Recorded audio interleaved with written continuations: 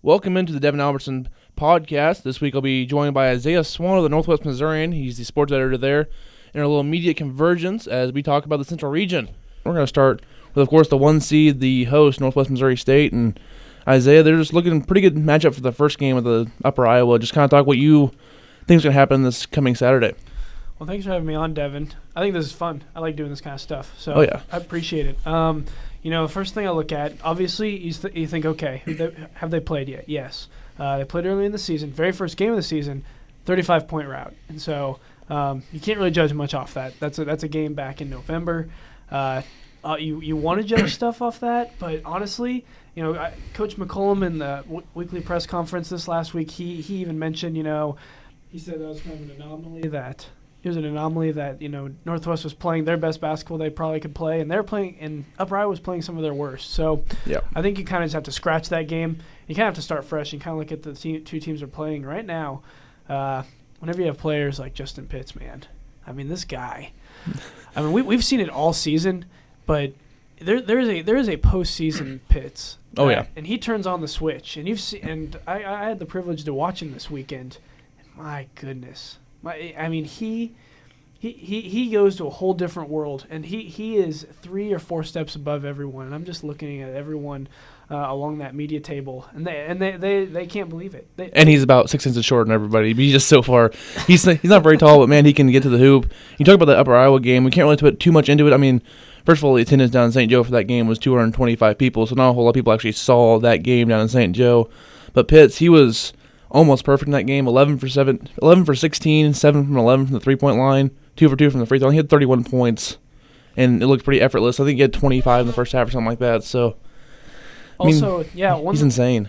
He is, and it gets old. Like, people think. So my thing is, people are like, "Oh, this is boring. Why are we talking about Justin Pitts?" He's the best player in Division II basketball.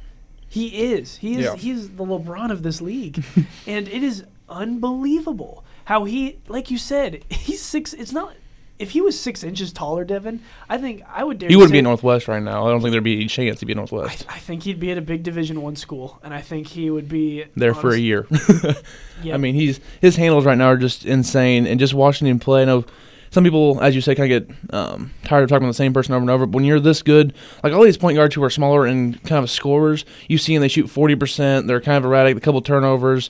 They get assists, but he shoots over 50%, shoots almost 30-some from three-point line. He has plenty of assists. His assist-to-turnover ratio is excellent. I mean, not much you can point in his game. The only thing I can say is he doesn't go hard enough all the time. I mean, that's the only thing you can say, because whenever he wants to go, there's no one who can stop him. I haven't seen anybody go one-on-one and keep him in front of him.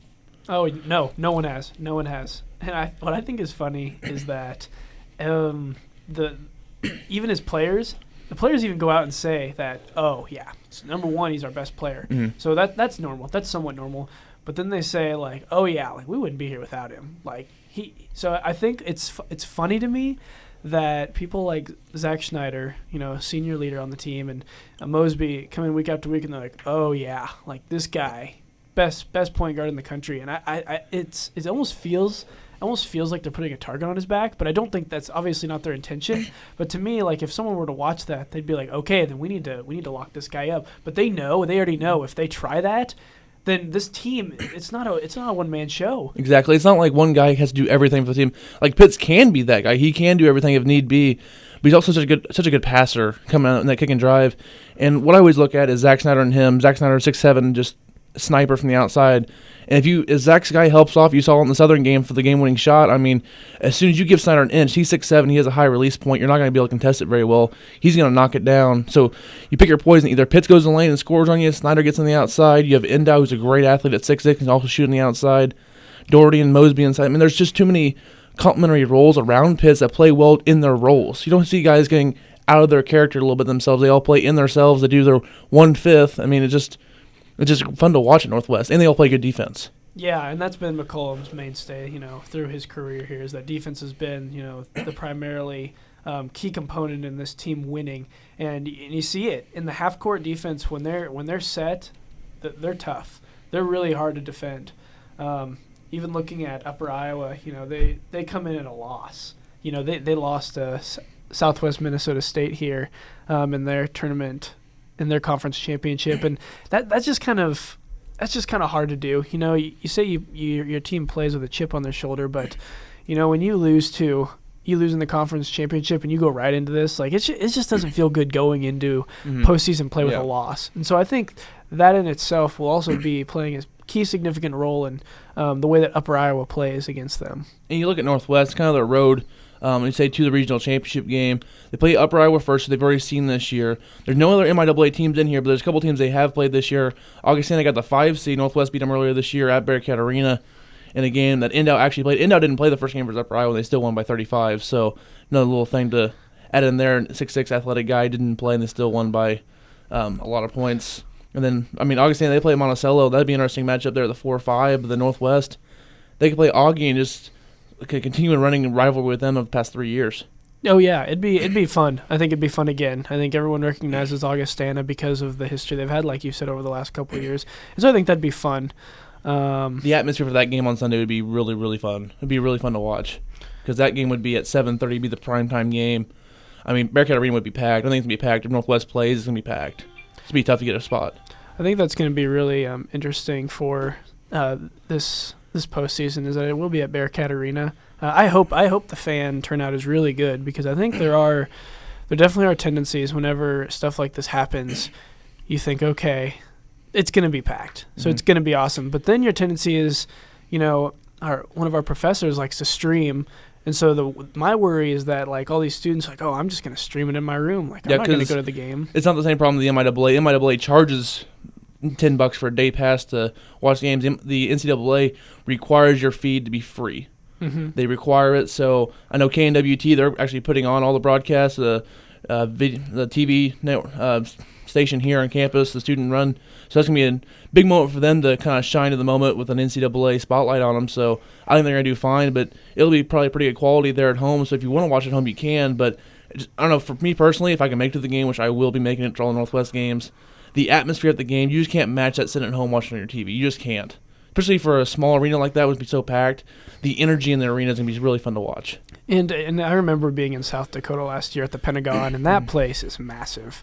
And so I think this does resemble a little bit of a Duke type stadium. You know, these teams are going to come in, and you know, I'm not saying that they're going to be like, wow, this gym's really small, but I think that because the gym is small in itself, I think it does have potential to be very, very rowdy, and I think that's exciting. I think it'd be similar to the first game versus Augie. There was almost 2,300 people there, and that atmosphere was just insane. Every time Zach Snyder would pull up from the outside, everybody knew it was going in. Just kind of those atmospheres where you can almost feel the home team. Northwest was up big in that game in the first half. They were up by 24. I know Augie came back, made an 11-point game there at the end, but Northwest, they dominated that game really for most of it until they kind of put the foot off the gas and Augie made a little comeback. But I think Northwest, the way they play at home, they haven't lost this year at home. They haven't lost in a couple years at home. I think Northwest, they are by far the favorite. I think it's right now Northwest versus the field if you want to look at anything for the region. I think it's all going to come down to matchups and who can maybe get there and play them and probably in the championship game. I think it's probably the best matchup anyone's going to be on the other side. And I think you just said it best, Devin. I think this is Northwest's region to lose. They're the best team. The only other top 20 team in the nation in this region is Southwest Minnesota. Yep. They're 18. And there's just no team in here that screams at me and says, yeah, this team could give them a fight. There's no noise that they've created this season. You know, obviously we can't say, oh well, they've played. There's no shot anyone's gonna beat Northwest. There is a chance. It's always basketball. Yeah, they're humans, and we haven't watched them, so we can't say that. But yeah, I look at this region, and I just don't. It doesn't seem like, you know. I think Northwest. You should see them Tuesday night. You should see them playing Tuesday night. My question to you, Devin, is, do you think there could have been one or two MIAA teams in this? I personally, I think Central and Moso were both really quality teams this year. I think what really hurt Central this year is they had 4 losses that really kind of put a nail in their coffin. Out of conference to Rockhurst and Arkansas Fort Smith. Those aren't really very good losses for them. I know Fort Smith, they made the tournament in the other region, but still not good losses. And they lost at home in back-to-back games to Lincoln and Lindenwood. Those kind of really hurt their playoff chances. They were the 10 seed in the region, and they really fell off a cliff after those losses. It really hurt their strength of schedule there by losing to those two pretty average teams in the MIAA. And then Missouri Southern, I don't know, they just didn't quite get enough wins against quality opponents. Like, none of the MIAA teams were consistently good every game, they beat up on each other. It really hurt Southern, Central, Kearney, and Washburn. I think all 4 of those teams were decent teams. They just couldn't put the resume together to get into the tournament. Yeah, I agree. I think it just would have been nice if there would have been a UCM or a Missouri Southern type team in there. I think UCM is a very talented team. Problem for them is they just don't match up well with Northwest. Yeah, they don't. Whereas Missouri Southern is the exact opposite. Yeah. They do match up exactly very well. I thought Washburn matched up well with Northwest, too. Played them at home here in Maryville. I think Washburn played them really well at home with that big Skeens inside with the 3-guard play on the outside. Really gave Northwest a little bit of matchup problems there. But Northwest only played them once. They didn't have to go down to over to Washburn to play them. So I think Washburn was a decent team. They're just a little bit inconsistent. Like Washburn, they played East Central, who was the 3 seed, beat them by 20 in the non-con. So you look at some of that. Like Washburn had a couple of non-con wins, but they just lost a couple games in the regular season they probably shouldn't have lost, and it really hurt their chances. Yes, I mean, what you just said, beating East Central by 20 points. What conference was that? Did they win? They were the co-champs of the Great American Conference, and they won in the tournament. The GAC. That's really big, and that's a really big win. I don't know. I think the MIAA did get a little bit snubbed this year. I think, after just looking at everything, I was like, well, maybe they just had a little bit down year. And I think there was a little bit of a drop-off this year. Like you said, there was only one great team and a bunch of decent teams that just beat up on each other. That's why I looked at it, and then probably 2 or 3 bad teams at the bottom was Pitt, Western, and Northeastern. I mean, you had 3 bad teams, 1 good team, and a bunch of teams in the middle that were pretty even, that just beat up on each other. Yep, agreed. Man, who, in your opinion, I know who my guy is, and I've talked about him, but who's your X factor for this tournament? I mean, this is how I think of it. So, Justin Pitts, you know what you're going to get. Yeah, I think everybody knows Justin Pitts. He's the star of the team. He's going to put his 20-some points, 4 or 5 assists at least into each game. And Zach Schneider, you know what you're going to get. He's going to put up, depending on how you guard him, he's going to shoot 2 or 3 3-pointers. And that's probably going to be your game. Same thing with Mosby. You know what you're going to get. Those three are the key because you know what you're going to get from them. You're going to get Mosby defense and energy every time you step on the court. And it may not be 12 points. It could be 8. It could be 9. It could be 15. It could with 7 or 8 rebounds. Yep. And a couple of loose balls Northwest wouldn't get otherwise. I mean, this is huge. Northwest, they play a game that's really slowed down, so every possession matters. And when he goes out and grabs a loose ball and stuff like that, it really helps this team. Really help that because they're the most efficient team in the nation. I mean, they have the second best defense, and I think they're first in 3-point percentage and top 5 in regular percentage. I mean, they're just each possession is so valuable for them. They don't turn the ball over. I mean, their efficiency is just off the charts. And so with that, being the now reclaimed number 1 team in the country. Mm-hmm. You're in a region where I think most analysts would probably pick them to win. Yeah, I would say that's what I'm hearing around. What I'm hearing from everybody is they're definitely the favorite. And so favorite to win at home. I think that creates a little bit of pressure on yourself. I think regardless of whether the players or Coach McCullum will admit it, that creates a pressure. And so when push comes to shove, whenever you're in those, because you're going to have those close games. I think though Northwest will win all 3 of their games here in the regional round, I do think they'll be by single digits. And so for me, my X factor guy is once again Endow. So you look at the tournament championship. He got 3 fouls within the first 10 minutes, and he sat. And that's whenever Northwest started to build their lead, and they got up by 20 points or so, and I'm thinking, man, they're doing this without their second best player. He really is. And we mentioned his athletic ability, and he is, he's a junior, and he can create his own shot, whether it be in the paint, mid-range. He'll post up smaller guards. He'll take bigger guys off the dribble. He'll shoot wide open threes. I mean, and he's one of the better defenders on the team. I mean, he's just so versatile on both sides of the court. He's a quintessential small forward who you want to do just about anything. He does about everything. Which then becomes the issue, I think, because if you start doing too much, that's what's nice about all these guys on this team is they have their role. Yeah, everyone knows their role. I think Endo probably knows his role, and I'm not doubting that. I just think, with all that he does, I think it's a little... You get stretched thin a little bit on which... Because one thing about that, when you're so good at so many areas, you're not great at any one thing. You're good at a lot of things, but you're not great at anything. That could... maybe you try to do one thing, it's not working in that game, you keep trying to go back to it, you're like, I know I can do this. I think if he just knows, this is when I can drive this guy off the dribble, I can't drive this guy, though. I think once he figures all that out, he'll be fine. I think sometimes he gets ahead of himself a little bit, but I think he fits in nicely with Northwest, and I like when they go really big, when they put him at the 2 guard with Mosby, Welty, and Snyder with Pitts out in the court, and they're just really, really long except for Pitts, and Pitts everything on offense. So it's interesting that he can play that 2 guard. He can also play that power forward thing, so he's really versatile in that lineup. It gives Coach McCollum, their 8-man rotation, a lot of things to work with. I mean, he just does so much. I mean, we keep talking about it, but I mean, he can drive to the rim and get whatever shots he wants. He's probably one of the most. He is the most athletic guy on this team. Yes. And I think, honestly, he was on the. Was he on the MIAA? He was all defensive team, and was he second or I don't know. I think he was second. I think he was on second all MIAA team. But regardless, I mean, he was in that conversation, and rightfully so. He does a lot, and so I think. Like you said, if he's able to figure out those defenders, doesn't get ahead of himself, then I don't think there's a problem. Yep. But as this postseason goes along, he will be the guy that whenever you play these teams, when you get out of the regional round, and I know I'm getting ahead of myself, but when you get to the Elite Eight, those teams are the best of the best. They didn't barely make it out of their region by sheer luck. And they're going to need Endow to be that guy that can make plays off the ball. And I think it's just very interesting. He has so many talents. He has so many capabilities. And I think, I'm excited to see him play at Bearcat Arena this weekend, just to see how cozy he gets. Yep.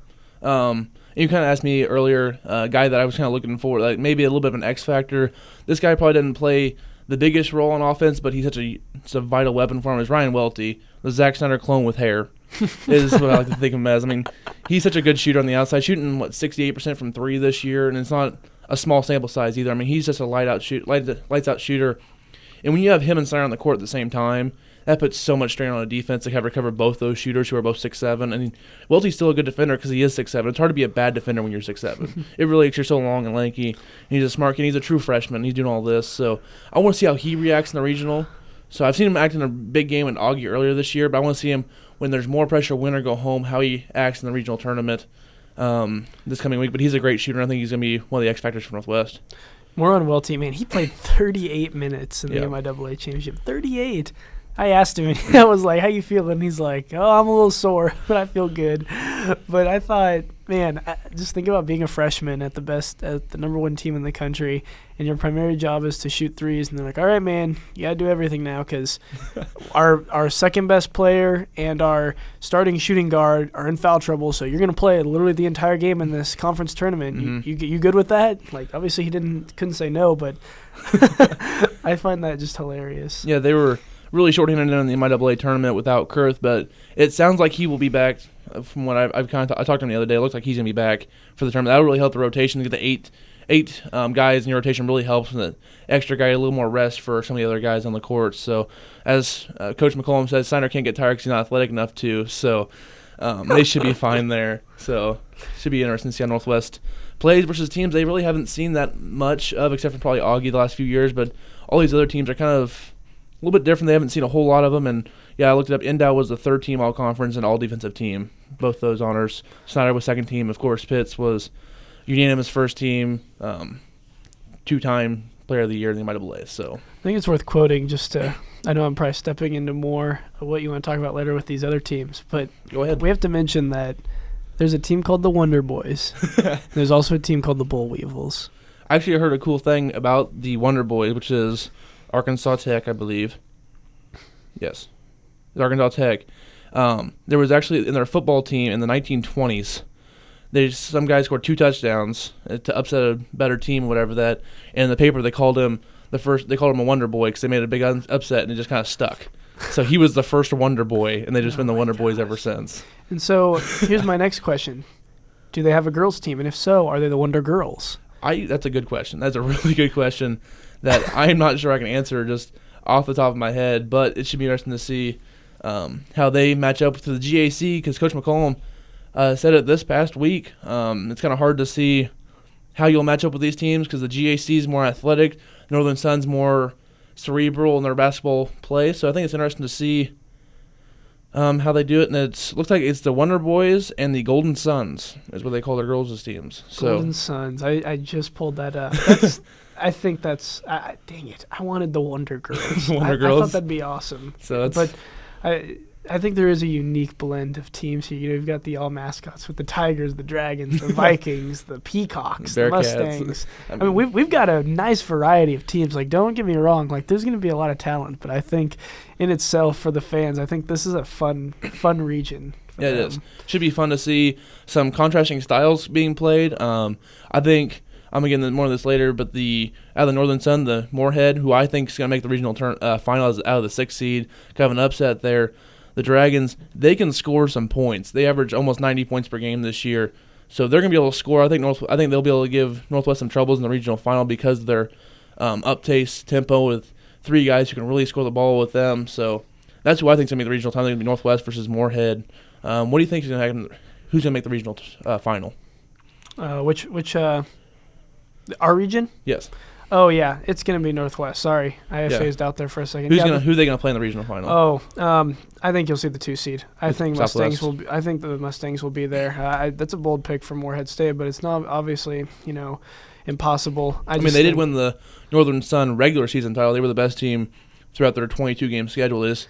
They had a really bad first-round loss, which really what hurt them in the regional rankings. But I'm so bad because I think I really am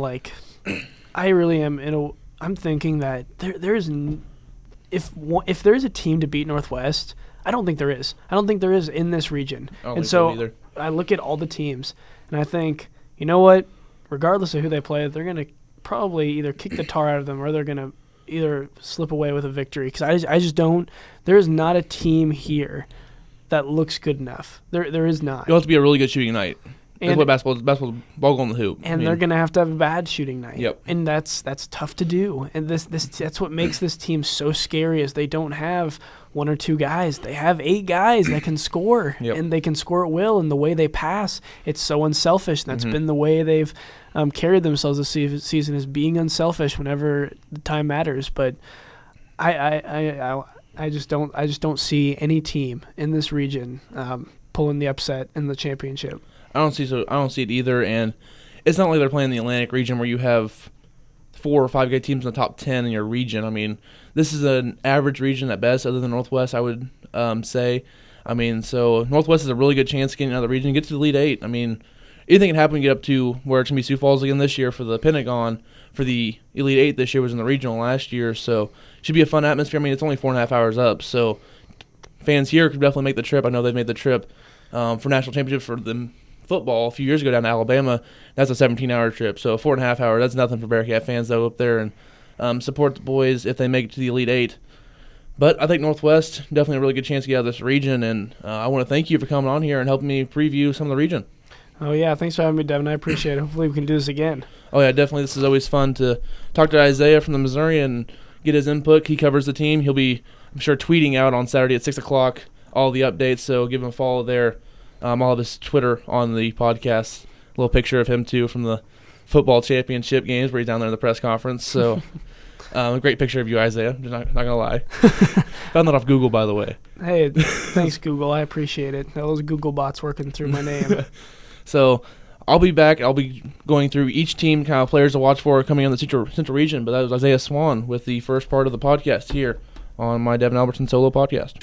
All right, so that was me and Isaiah previewing the Central Region. Now I'm going to go through each team and give you a little tidbit about each team going into the weekend as we're getting ready for the Central Region tournament here in Maryville, Missouri. We'll start with the 1 seed Northwest, 29-1 this year, 18-1 in MIAA play. They won the MIAA regular season and the tournament title for back-to-back years. They've won the last 4 MIAA titles. The last 3 have been solo, I believe. Coach McCollum, 8th year here at Northwest, 4-time MIAA Coach of the Year. Went to 3 straight Sweet 16s, so that's 3 straight regional final games. Kind of look at some interesting facts here. They are the second best team on defense in the nation, allowing 62.1 points per game. Third best in Division II with 52.4% field goal percentage. They're the best team in Division II in three-point percentage at 43.3%. And they are third in Division II in turnovers per game with 9.1. So, of course, you heard me and Isaiah talk about Justin Pitts. He is, where's the word I'm looking for here for Justin Pitts? I don't think I have a word. That could be enough to capitalize what he's been for this program. I mean, if you look at his career totals right now, he's only a junior, by the way. He's still got a year left of eligibility. 1,776 points. The Northwest record is 1,795. So my guess is after the first game of the regional, he will be the all-time leading scorer in Northwest history with a year to go. So there's that. He should be fun to watch play here for the next year and change here at Northwest, and he's just insane. Not much I can say. 407 assists for his career. He might break that record as well. You kind of look at him right now. He is 7th all-time, 3 behind Matt Wallace. The record's 492, so he's going to be the all-time leading scorer and assist guy in Northwest history. And not much you can say about Justin Pitts that no one else already said in the region, so I'm going to move on from Justin Pitts and go on to the next team in the region, who they will play Upper Iowa in the first game of the year. The first game of the region, sorry. They played him the first game of the year, beating by 35. Upper Iowa 22-10 on the year, 16-6 in conference. Notable wins: 2 over Southwest Minnesota State and 1 over Augustana. It was a home win. They also lost Augie once, lost Southwest Minnesota State once, lost to Northwest, lost to Moorhead. So they have a few losses that are on their resume, but they did make the regional tournament finals there. So they should be an interesting team to watch here. Jordan Hay as well as Carson Parker are their best 2 players. Their guys both average over 10 points a game. And, of course, Jimmy Roth is also there. Roth averages 12, Parker 11.7, and Hay at 13 points per game. So 3-headed monster there for Upper Iowa. A lot of guys who average between 8 and 13 points for them. So pretty well-rounded there for the Peacocks of Upper Iowa. Now we'll go to the 2 seed, also from the Northern Sun Conference, Southwest Minnesota State. They went 26-5 this year, 17-5 overall. They won the South Division up in the Northern Sun. They also won the Northern Sun tournament. Their coach, Brad Bigler, is the Northern Sun Coach of the Year. Their best player is their point guard, a 6'1", 177 sophomore out of Pelican Rapids, Minnesota, and Ryan Brugman. He started all 59 games the past 2 years. First team All-Northern Sun this year, 15.1 points per game, just under 5 assists per game. So he's a guy that's really fun to watch there for the Mustangs. They should be pretty interesting to see how they do here in their first round matchup versus down south in Arkansas Tech, the Wonder Boys. The best 3 players for the Wonder Boys is Justin Graham, number 4. He averages 14.4 points per game and 5 rebounds. Second best player, Alex Brown. He averages about 14 with 5 as well. Then Montrell Williams, he averages about 13 points per game. Also, friend is Justin Graham, also averages about 5 assists per game. So that's their point guard there. He leads the team in scoring, 403 points this year. A really athletic team down there in the Wonder Boys. Interesting to see how they match up with the Northern Sun there, because as I said in the beginning of the podcast, Northern Sun, not quite as athletic, but really smart basketball players. The GAC, really athletic, maybe not as smart as the Northern Sun, and the MIAA, as Coach Max said, it was a little bit of a mix between. So, be interesting to see with Arkansas Tech. They have the 20th best points per game average in Division II, at 87.3 points per game. They allow a little over 81, so let's see. Could be an up-and-down game there with Southwest Minnesota State. At Southwest, they average 81 points per game and allow 74, so could see a lot of points in this region in that game. And then the next game that will also be in the afternoon on Saturday. East Central's the 3 seed. They were the co-regular season champions of the GAC and won the tournament, as they are. Should be interesting to see how they match up in the tournament as well. Their best player and the GAC unanimous player of the year, Braxton Reeves. He was honorable mention 2 years ago, and he was the first team All-GAC the past 2 years. I guess so it was 3 years ago that he was the honorable mention. Should be interesting to see. He's a really good three-point shooter for the Tigers. He has 117 made threes this year, shooting 44% from the three-point line. So he'll be a guy to look for. He's averaging 22.2 points per game, a little over 3 assists and 3 rebounds. He'll be joined by Cameron Talley, who averages 10 points per game, as well as second-team All-GAC player Ismail Donzo, who averages 11.5 with 7.3 rebounds. He's 6'7", senior out of Queens, New York, transfer from Richland College.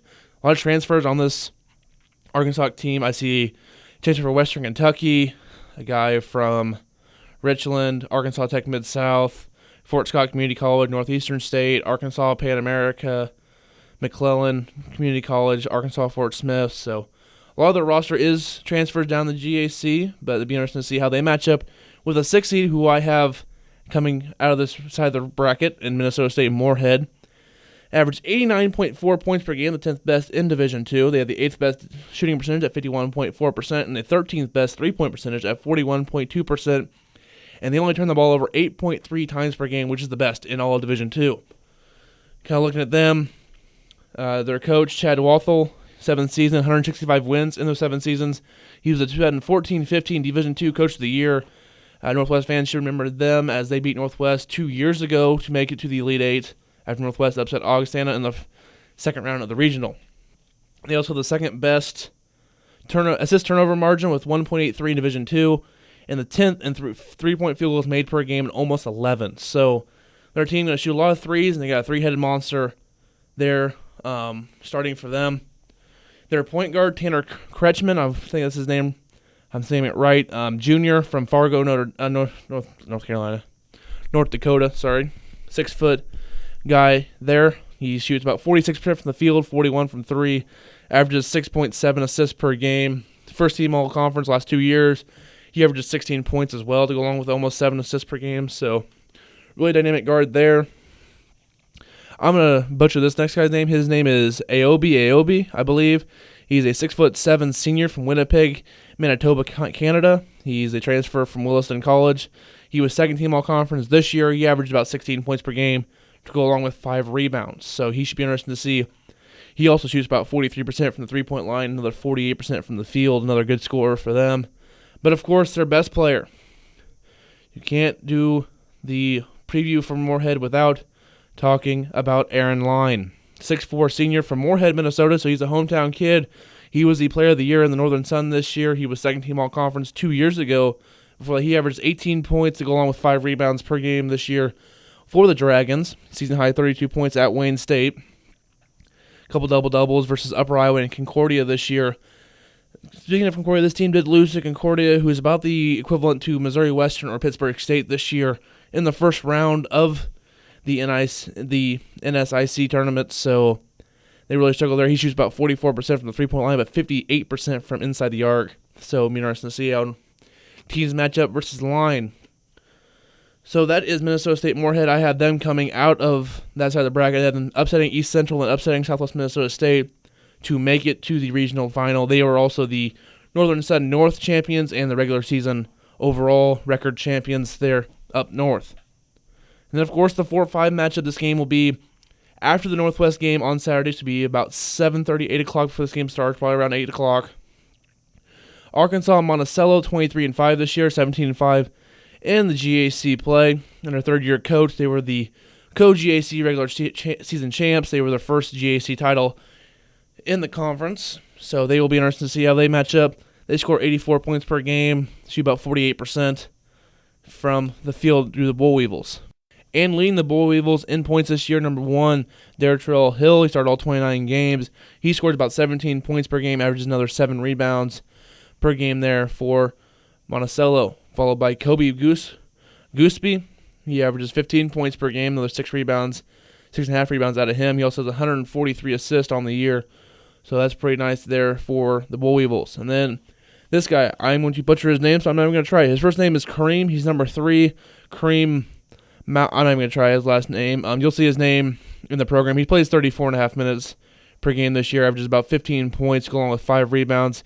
He has 128 assists for Monticello. I will not try to attempt his name because it is really long and there's no pronunciation guide for Monticello. Number 20, Victor Arnek. He's played in all 29 games, 28 starts. He averages 12 points a game, another 5 rebounds for Monticello. And then Taryn Jones, he's started 26 of the 29 games, played in all 29, and he averages 12 points per game this year to go along with about 3 rebounds. So that's the starting lineups there for Arkansas Monticello. I'm sorry about that one kid's name. I cannot pronounce it. He's from New Orleans. I just can't do it. South Georgia State College transferred this team, another team with a bunch of transfers. Hill, he's from Wallace State Community College. Jones, he's from Northwest Mississippi Community College. Of course, I said Kareem, he's from South Georgia State. Gooseby, he's from Gulf Coast State College. Stephen Jordan, he's from West Hill Community College. Another guy from another There's about everyone on their roster except for Hunter Daly, who's a freshman, and Brandon England, who's another freshman, are all transfers. So really transfer heavy for them. Their third year under coach Kyle Tolan. Should be interesting to see how they come together when they play a team that is not full of transfers. In Augustana, they only have two transfers on their roster. Mike Busak, who's from Redwood Valley, and Minnesota State Mankato, and then Zach Hauschken, who's from Southwest Minnesota Christian. So there's only 2 transfers from Augie, but Augie is a team that's definitely be reckoned with. They won the regional last year. They were the top seed the past 2 years. They'll be interesting to see how they match up with Monticello, who is full of transfers. But you can't talk about Augustana without talking about their star point guard in Jordan Spencer. And Spencer, he's been a really fun guy to watch the last couple of years. I saw him play there versus Northwest at home there in November, and he's a really good player. He just couldn't stay in front of Justin Pitts, but that's not on him. I haven't seen really anybody stay in front of Justin Pitts this year. So Spencer, he averages 16 points per game this year, so it's been interesting to see how he does versus Northwest versus Monticello. And he averages 7.5 assists. Could be an interesting matchup in the second round if they play Northwest to have him versus Pitts again. Then again, their leading scorer, who also averages 7 rebounds per game, is Mike Busak. He also averages 16.1 points. They're probably the most athletic guard, John Warren. He averages 10 points per game this year for the Vikings. The Vikings are the defending Division II champions, so definitely the team with the most prestige coming in here. A little bit of a down year for Augustana as they went 23-8. Still really nice, though. They made the regional tournament 8 times. They have 5 in the last 6 years, 6 straight winning seasons. Never mind. Scratch that last part. So it'll be interesting to see how Northwest matches up with them. So that's it for the entire region. I will post my bracket. I already posted it to Twitter, but I'll post it to this video on who I think is going to win it. Of course, my region in the first games on Saturday, I will have Southwest Minnesota State beating the Wonder Boys of Arkansas Tech, and I will have Minnesota State Moorhead pulling the upset over East Central, and then I'll have Northwest Missouri State taking care of the Peacocks of Upper Iowa, and Augustana being the Bull Weevils of Arkansas Monticello. And then the second round, I'll have Minnesota State Moorhead defeat Southwest Minnesota State in another upset, Northwest defeating Augustana at 7:30 on Sunday, and then Tuesday at 7 o'clock, I'll have Northwest defeating Moorhead 85-80 in the championship game. You like my bracket, you can just find another one at the Northwest Missourian, so at NWM Sports on Twitter, as they will have all these brackets, fill one out, submit one, play in the game, be fun there from out of the Missourian. So that's going to be it for our podcast this week. Enjoy the games. I will be at Bearcat Arena. If you want to talk to me about what you think about each team, come up and talk to me. I'm definitely not shy about talking about Division II sports, so come on up and talk to me here, as this has been the Devin Albertson Podcast here on YouTube. And as always, follow me on Twitter at Devin Albertson, and follow X106 on sports at X106_sports.